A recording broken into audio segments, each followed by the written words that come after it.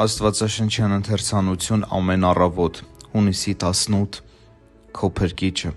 Եսայիա մարգարեություն 54:5։ Հիսուս Փրկիչն ամբողջությամբ մերն է հավիտյան, իր բոլոր գործերը նա կատարում է սրբերի բարօրության համար, հանուն մեզ նաև թագավոր է և քահանապետ և մարգարե։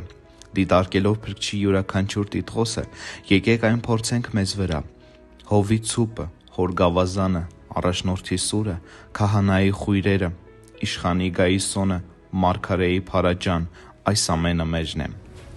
Այն ամենը, ինչ ունի Հիսուսը, նա օգտագործում է, որպեսզի մեզ բարձրացնի։ Նա օգտագործում է իր ողջ մեծությունը, իր ողջ կարողությունը, որպեսզի պաշտպանի մեզ։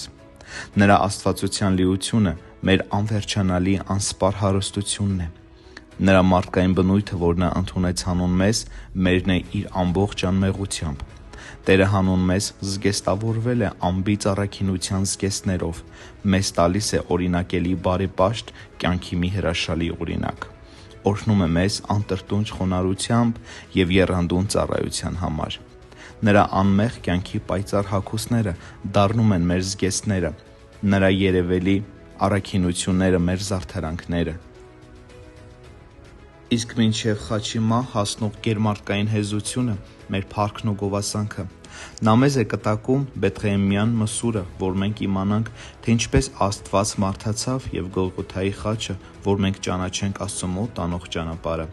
Նրա բոլոր մտադրությունները, զգացմունքները, արարքները, հորդորները, հրաշքները, աղոթքները կիրառվել են հանուն մեր բարօրության։ Հանուն մեզ նա քայլել է վշտերի ճանապարհով և նրա երկրավոր գործերի բոլոր պտուղները տրված են մեզ որպես նրա ժառանգությունը։